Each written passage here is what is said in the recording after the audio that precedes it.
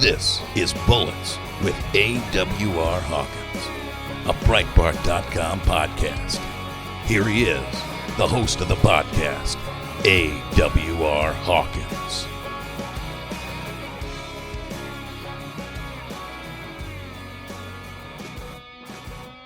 Welcome to Bullets with AWR Hawkins, a Breitbart News podcast focused on guns, gun rights, the Second Amendment.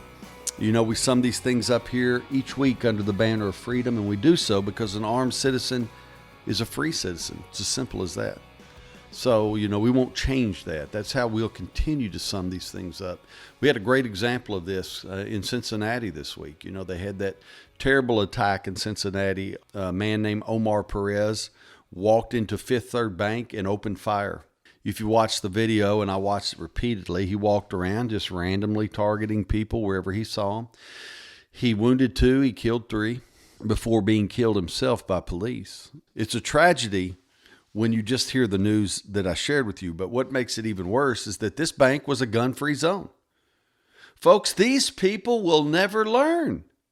When you create a gun-free zone, you are inviting attackers. Understand that.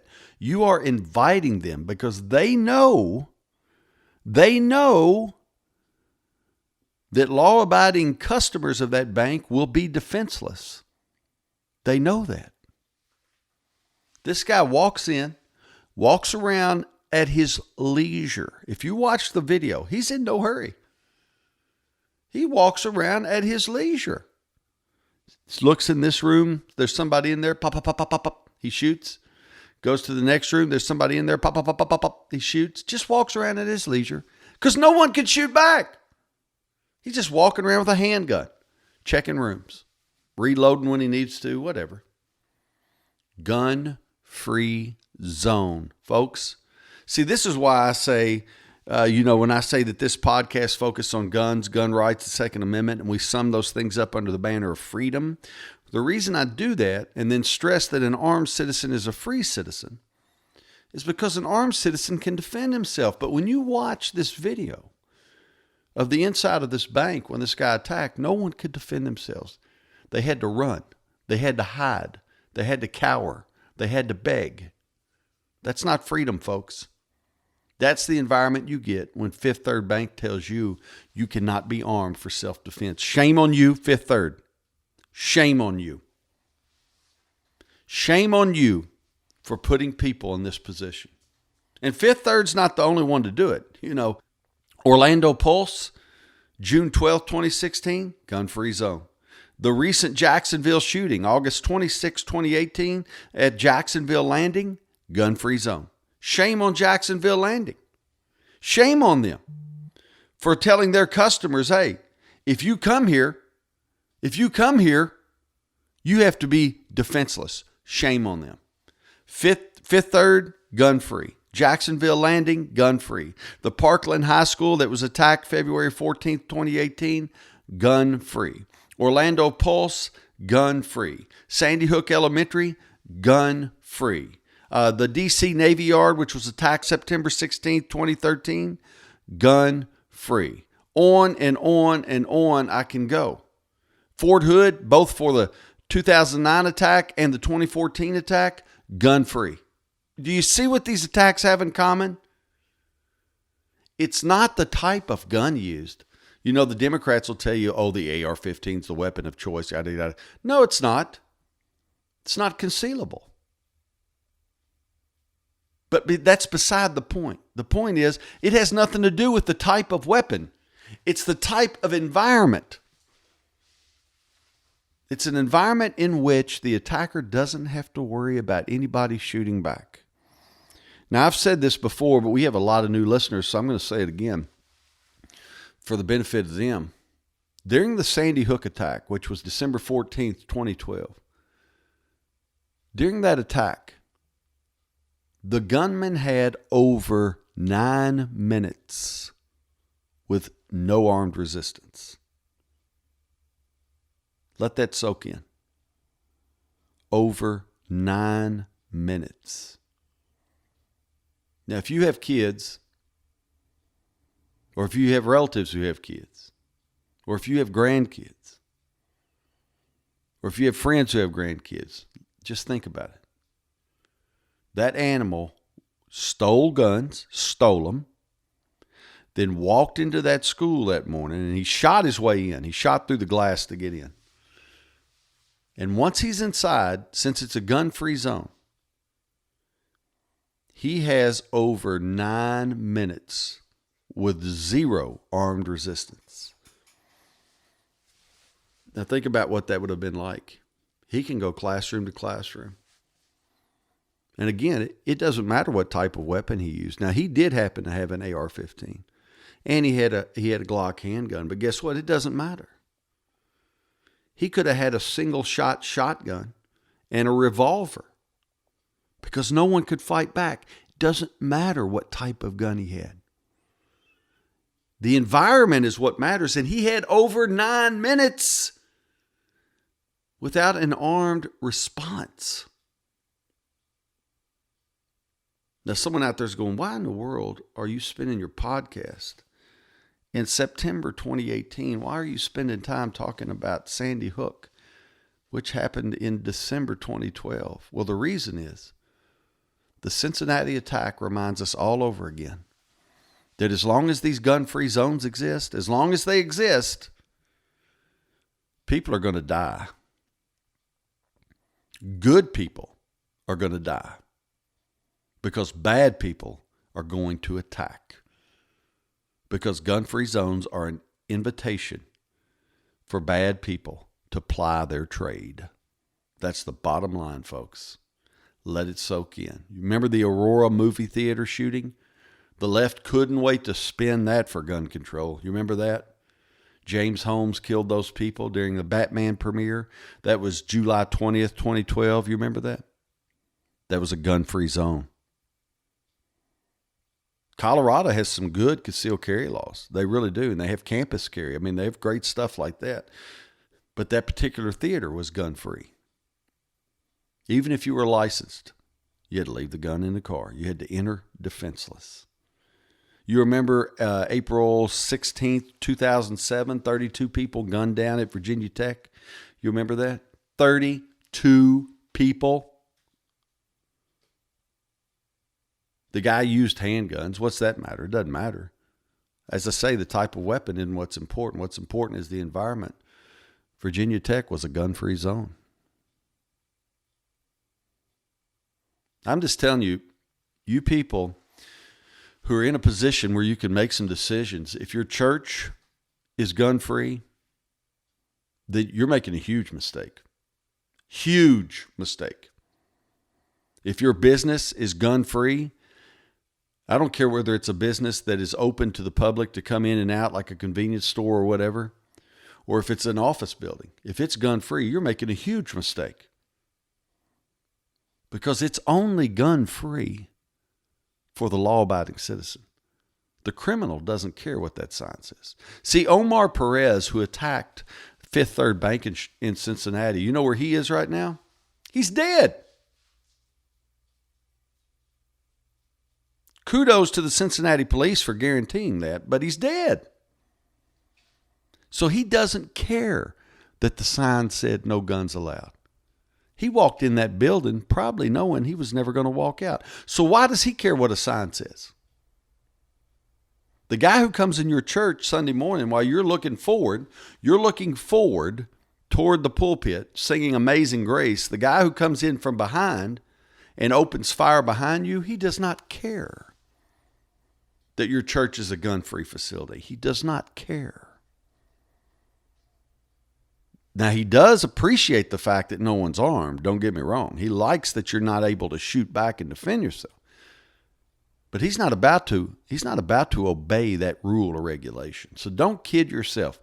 If you're in a position with the authority to get it done, wipe out these gun-free zones. If you don't, just go ahead and get ready for people to die because it's eventually going to happen.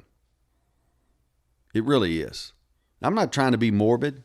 I'm not being pessimistic. I'm being realistic. Too many of these. How many attacks did I list already?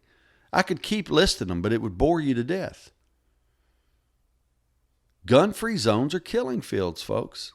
It's just the bottom line. It's the bottom line. Look at the video sometime if you get a chance of the September 16, 2013 D.C. Navy Yard attacker. Carries in a shotgun in a duffel bag or a backpack. I can't remember which one it was. He takes it out and walks out in the hall and just goes room to room looking for people he could shoot. He's very relaxed because he knows no one's going to be able to shoot back. So he's just going room by room looking for people that he can kill. That same kind of relaxed mentality was evident in Omar Perez as he shot up Fifth Third Bank. Shame on Fifth Third Bank. Shame on them for forcing their customers to enter that business defenseless. Folks, had some news this week on Levi Strauss, the jean maker. This is not surprising, but it is surprising. I know that sounds, again, contradictory, but what I mean is in the 1990s, late 90s, early 2000s, they gave a little bit of money to a gun control group. And by little, I mean $200,000. And in the scope of things, for a business as big as Levi Strauss, $200,000 is not that much. So it was almost like they were piddling around with gun control. But now they've made clear that they're going to carry out $1 million gun control campaign. $1 million. And it includes partnering with Michael Bloomberg and Gabby Giffords. Not only this, but the CEO, Chip Berg, he's not demanding, but he's asking. He's asking Levi Strauss employees to also donate to gun control causes. Now, how do you think that is? You got a business as big as Levi Strauss, and the CEO is asking you to donate. He's not telling, he's just asking. Yeah, you know how that works. Their employees are going to be giving to gun control as well. And Berg began his gun control push by saying, look, we don't want to ban the Second Amendment, or we don't want to repeal it. I believe that's how he said it. When you have to begin your gun control spiel by telling me you don't want to do away with the Second Amendment altogether, then I know you're wanting a whole lot of gun control. He says what he wants are universal background checks, which is a fancy way of saying he wants to outlaw private gun sales. Now, again, if you look at mass shooters, they do not acquire their guns privately. Now, some of you, and especially if you're new to the podcast or new to guns, you may say, well, what's a private gun sale? Since 1791, not 1971, but 1791, Americans have been able to buy guns privately. It's just been considered part of their right. You have the right to keep and bear arms that shall not be infringed. And that means neighbors since 1791 have purchased guns from neighbors. Co-workers from co-workers, friends from friends, family members from family members, so on and so forth. You know, we're eating lunch together and I say, hey man, I have a Smith & Wesson Model 60 I'm going to get rid of. I'm asking this much. You know anybody might want it? My coworker says, hey, I'll tell you what, I'm looking for a Model 60. I'll buy it. And I bring it to him the next day and he brings me cash and we're done. That's a private gun sale. Been going on since 1791. Now, when you do a retail sale in this country, as of 1998, you have to go through a background check. And that creates a paper trail on whatever gun you purchase. And the government is fond of paper trails because they like to know where every gun is. Now, they'll never know. They'll never know because we had 1791 to 1998 without background checks. There's no way they're going to figure out every gun that was sold in those 207 years. 207. So I'm explaining that to you. Well, Berg, the CEO of Levi Strauss, wants to do away with private sales altogether. Like that's going to make us safe. Now, here's the deal. Every mass shooter of the last 15 years, everyone that I can think of, except two, bought his or her gun via background checks. Now, let me say it again. Every mass shooter of the last 15 years that I can think of, Every mass shooter but 2 bought his or her guns via background checks. That being said, what would putting more background checks in place do to stop mass shooters? Nothing. Absolutely nothing. As people have said to me on Twitter before, and they're 100% right, this isn't a gun control push. This is just a push for control. Take the gun part out. It's just about control. Because expanding background checks won't do anything. Because mass shooters are already passing the background checks to get their guns. I said every mass shooter that I can think of, except 2. And to be clear with you, those 2 stole their guns. One of them was the Sandy Hook gunman. The other one was Clackamas, a mall in Washington State. That attacker stole his guns. Those are the 2. Other than that, every mass shooter of the last 15 years that I could think of, every one of them bought their guns at retail via a background check. The problem with shootings, as we covered to begin with, is not the type of guns available to Americans. It's the environment people force us in. They force us to sit defenseless in a gun-free zone. Any criminal armed with any type of weapon has the advantage. All right? Any criminal with any type of weapon. And when we go to background checks and such, the issue here isn't that private gun sales exist.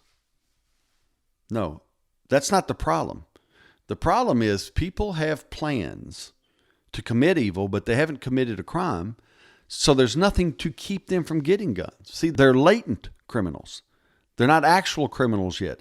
They have criminal intent in their mind, but they haven't committed a crime, so passing a background check is no problem. See, it's easy to beat it. It's all a joke.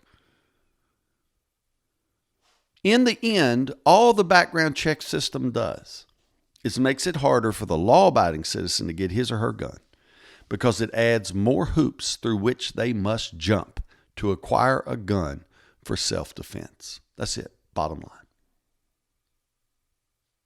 Now, in the course of explaining his support for more background checks, Chip Berg went ahead and also explained that there are certain people that shouldn't have guns and yada yada. In other words, in the course of his announcement of his support for just a meager amount of gun control, that's the way he presented it.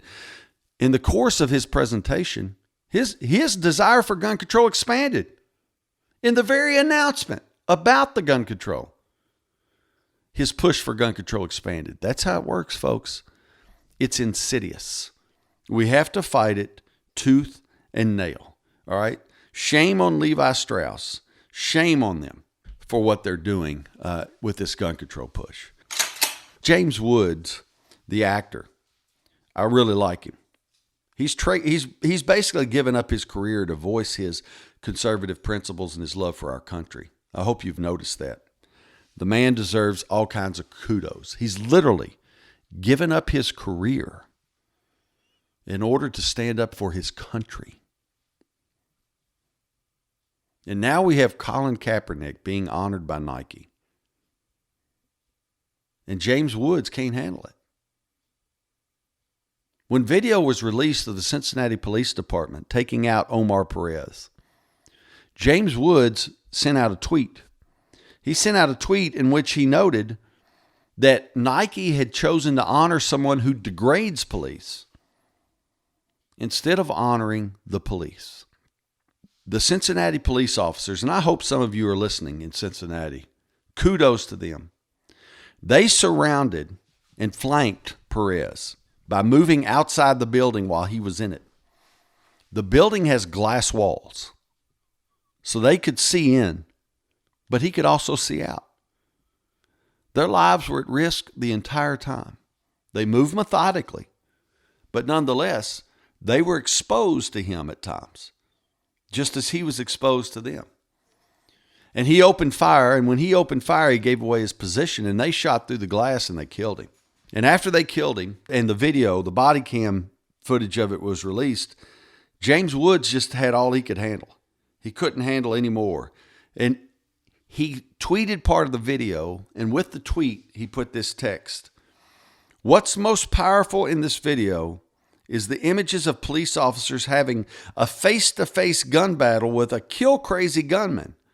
These are the men and women Nike chooses to degrade, disparage, and humiliate. Let that soak in, folks. Those officers who flanked that gunman and risked their lives to save lives, those are the people Nike chooses to degrade, disparage, and humiliate. You're listening to Bullets with AWR Hawkins. We'll be back right after this. Breitbart News Daily with Alex Marlow.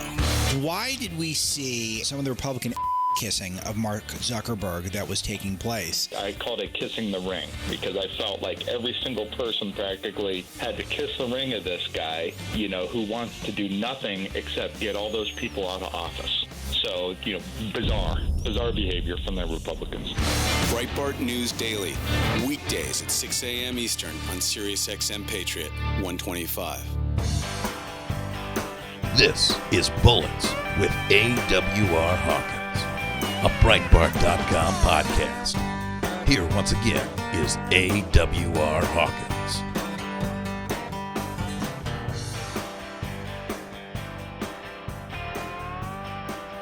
Folks, welcome back to Bullets with AWR Hawkins. I have a great guest this week. I believe Kurt was on with us about 4 or 5 weeks ago, maybe 6 weeks, but Kurt Schlichter is with us. He is a Fox News contributor. He's a Town Hall contributor. He's an attorney, and he is a freedom lover. And if you check him out on Twitter, you'll also find out that he's fearless. And he served in the military for quite some time. So we're dealing with an American. Kurt, thank you for taking time to be back with us. Hey, thanks for having me. I know we got some big news since the last time we talked, and that your book, Militant Normals, is out, and I'm going to get to that in a minute. But before I do, I want to pick your brain a little bit for the benefit of our listeners. I covered a story this past week, Kurt, where someone broke into a home in Memphis, I think it was 3 or 4 in the morning, 5 residents, one of them's a toddler. 3 home intruders break in, all 3 are armed. And what turned the tide? One of the residents had a gun, opened fire, killed one of the intruders, sent the other 2 fleeing. Now, these are the kind of things I think about, Kurt. When I see the Democrats pushing gun control, this is the situation I think about. Because with more gun control, perhaps that resident wouldn't have had access to the firearm that literally turned the tide that night. I just want you to comment on that. I mean, the American and self-defense gun uses, I think the Democrats, when they're at war with our guns, they're also at war with our ability to exercise self-defense. Well, look, the liberals, including some Republicans, want us disarmed and defenseless. Weapons in our hands represent to them a threat to their ability to exercise power. They hate the idea of decentralized power among the American citizenry. They hate the idea of American citizenry not needing them, standing up independently, being free, not having to ask for permission to save the lives of themselves or their families. At the end of the day, the Democrats would rather allow you to be raped or murdered than to have the ability to prevent it. And I was just talking with some Nimrod on Twitter about that today. Some woman was out there saying,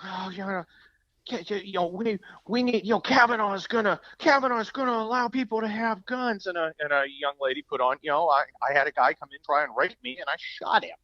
Right and on. I didn't get raped. And when you take positions, you make choices.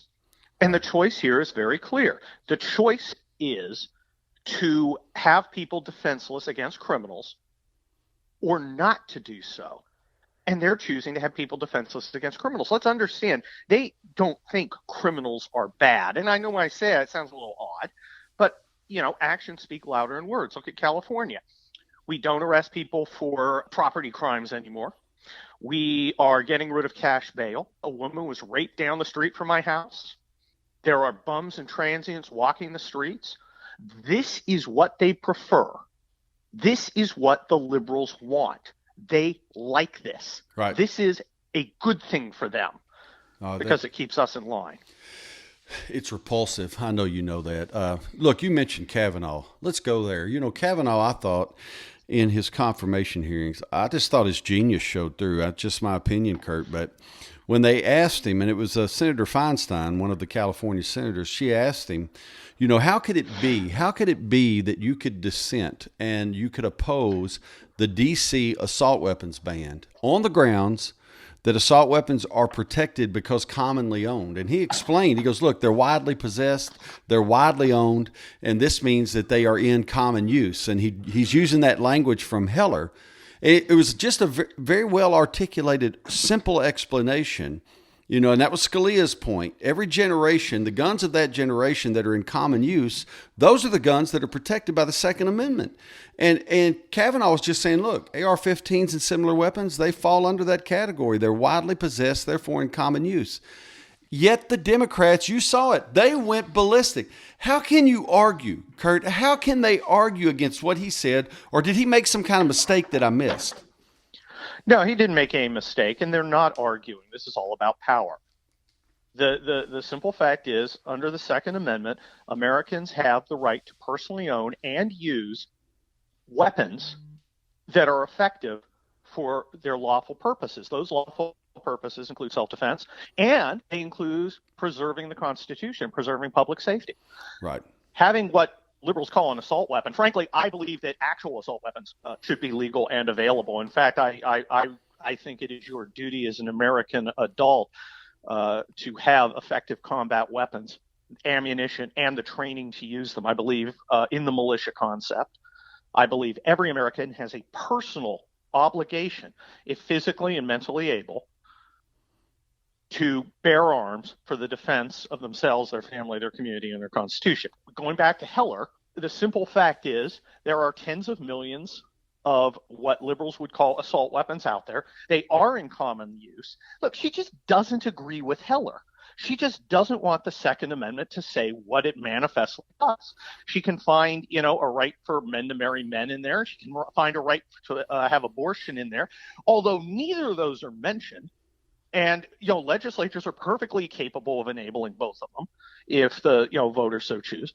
But she is perfectly willing to ignore a key cornerstone of our constitutional framework simply because she just doesn't want us to have the power that comes with decentralized weapons among the citizenry. That's it. I know you saw what she did, but for the sake of our listeners, I want to say that Feinstein responded to Kavanaugh's definition of common use by saying he was wrong, that common use means that everyone uses the guns in the same way, that they're only protected if everyone uses the gun in the same way. That's how she defined common use. That's the stupidest thing I'd ever heard. Now, look, Dianne Feinstein's not a smart woman. She's not as dumb as Kamala Harris. But, I'm getting so sick of people offering stupid arguments to me. Look, I'm a trial lawyer, okay? I respect people who can argue with me and put up a coherent rationale for why I'm wrong, and then I debate them, and then whoever decides, whether it's a jury or a judge, decides. This is just stupid. Right. That it's in common. You wouldn't even use English that way. It doesn't relate to what Heller said. Right. It's like this bizarre idea that the prefatory clause somehow limits it to the use of the militia in some sort of active service. Now, of course, if I was, say, the governor of Texas, I would immediately say all law-abiding, mentally competent adults are members of the militia and must have a combat-capable weapon in their possession. In fact, I would say with automatic capability, it's under a Second Amendment. We have the right to have a militia, and we have the right to arm in the way we see fit. I agree. Now, look, I agree with what you're saying, but what I saw is dangerous. I'm looking at the other end. Everything you've said, I agree with 100%. But I'm also thinking this: if we were not only did it go against good English or common use of English, as you say, but if we adopted a rule that a gun is only protected by the Constitution if everyone uses it for the same purpose, I can't think of a gun that would be constitutionally protected. I can't think of one. Actually, I would say all of them would be. My gun is used to kill bad people who want to hurt me and want to damage my country. That's my use. Right on. That's my use. I have a Beretta. And everybody else is using it for that. I have a Beretta Centurion on my hip. In fact, we saw it at that heroic citizen who engaged the shooter at that church in Texas. Right on. Sutherland Springs. Right on. Sutherland Springs. And I have a beret on. Like a man. I have a beret on my hip right now. I carry it with me today. And the whole purpose, as you say, Glad you're in a free state. I don't look for trouble, but I'm more than willing to kill somebody if killing them means saving my wife. You know what I'm saying? Yes. It's an easy thing. I managed to go through 27 years in the military, 2 deployments overseas, I don't know how many at home for disasters. I never shot anybody. I never even drew my weapon in anger. That's awesome. Right. Mission accomplished. Right. If I had to, I was trained to and prepared to, but I didn't. We're not looking for trouble. We're not looking for a fight. I don't want a problem. I want to live in peace and security. Right. And I'm not asking to do so. Right. I'm going to unless you kill me. Right. Amen. Look, Kurt, let's transition. We got a little more time. Your book's out, Militant Normals, and all the passion that you've just displayed is bound up in this book. Talk to us. Tell the listeners what's going on with Militant Normals. What's the message you want to communicate? What's the purpose behind the book? Militant Normals comes out October 2nd, and it's kind of the culmination of a lot of things that I've been thinking about and writing about, a lot of it at Town Hall, talking about on TV and wherever else. I wanted to try and come out with a way to explain kind of what's happening. Why is our society dividing up as it is? And how is it dividing? Because it's not just Republican and Democrats. Because we saw a bunch of Republicans flow back to Hillary Clinton. We're still seeing them. You got that idiot Ben Sass babbling about, I don't know if I can be a Republican anymore. Hey, you and me both, Ben. Right. But we got a lot of Democrats coming over to the Republican side. The coalitions are not lining up. So what's the new breakdown? It's a breakdown between normal Americans and the elite. And the elite, let's make sure we understand what the elite is. They're not people who are better than us or people who think they're better than us. And that's how you become part of the elite. That way some goateed hobbit sitting in Starbucks with a, one of those gyno beanies typing out the resistance tweets on his iPad, he can be part of the elite.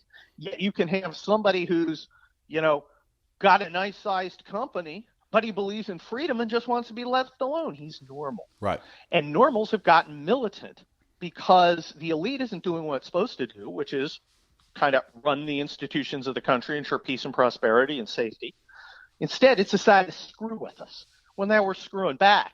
Right on. And screw number one is Donald Trump. As you speak, I don't want to say anything that takes away from your book, but as you speak, I think about Thomas Sowell, Vision of the Anointed, and exactly what you're talking about. And they are people who put themselves above other people just by their own actions and because they're legends in their own mind. And then once they're there, they want us to live by the worldview that they have deemed correct, whether it's a worldview that supports freedom or not. And I can't wait to read your book. I'll just put it that way. It's going to be great. Well, thank you. Like I said, Militant Normals comes out October 2nd. You can pre-order it. Go on Amazon, pre-order that thing. I got a newsletter, too, if you go to my Twitter page. I'm actually writing yet another column in my newsletter every week. And you get, you get info on the books. You get the mini column. You get pictures of my dog because normal Americans love their dogs. Right on. Like men. Right. And it's just, I think what Militant Normals covers is probably the most important divide there is out there. You have people who despise and hate those who built this country, who feed this country, who fuel this country, who defend this country. They hate us. I've never figured out how people, especially I'm thinking the political class, Kurt, people who live because they live comfortably because surrounded by wall after wall of armed men. How can it be that they despise the very men who defend them? Because that's what it boils down to. And how can it be that way? I think that inside themselves, they loathe themselves. They know they're weak. They know they're afraid. They know when duty calls, they'll let it go to voicemail. Right. They know that the police, the firemen, the soldiers, the families who support deployed troops, those people have sacrificed something. The people who hate them have sacrificed nothing. Right. And they know that. You can't lie to yourself. I mean, you can lie to anybody, but you can't lie to yourself. deep down, they know that when it comes right down to it, they don't have what it takes. They're jealous, they're envious, and they'll do anything they can to destroy, what we have. That's where "you didn't build that" comes from. That's where the idea of toxic masculinity comes from. They're not picking on losers, parasites, or scumbags. They're picking on hardworking achievers. Folks, we've been talking to Kurt. You've been listening to Kurt Schlichter, and his new book, Militant Normals, comes out, as he said, October 2nd. I encourage everyone within earshot of this conversation to get on Amazon, pre-order the book, and you're gonna love it. I'll absolutely guarantee it. If you love hearing Kurt speak right now, you're gonna love the book. Kurt, thanks for taking time to be with us, and more than anything, thank you, brother, for your fight for freedom, and I mean that. Well, I want to do my part. Thanks for having me. There's nothing I love more than talking to real Americans. I live in Los Angeles. You don't get to all the time. Right on. Kurt, have a great day. Thank you, buddy.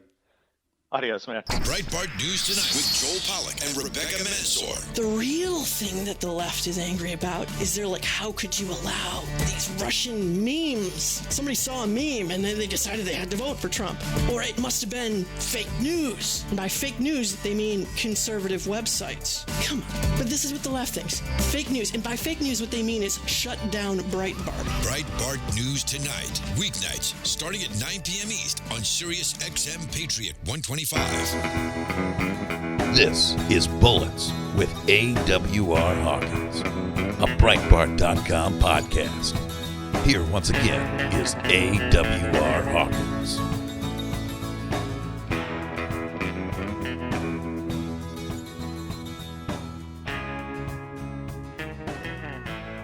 Folks, welcome back to Bullets with AWR Hawkins. Schlichter was on fire. Kurt was on fire. Be sure you check out his book, Militant Normals. I'll be reviewing it, posting a review, I should say, of it, either the day of its release, October 2nd, or the day before, whatever Kurt tells me is best for him. But you're going to love the book. Let's just say that. Folks, let's wrap up, as we always do, with a couple of stories of the Second Amendment in action. We had a alleged home invasion in Pittsburgh where the gunman came in and the resident took away his gun and killed him with it. It's about as simple as that. Took away his gun and killed him with it. Now, I would prefer that the resident had his own gun and handled business that way, but either way, he took away the gun and he killed the man who was attacking him, or allegedly attacking him. Folks, this story is brought to you by the Second Amendment. Now, in Memphis, we had a crazy one.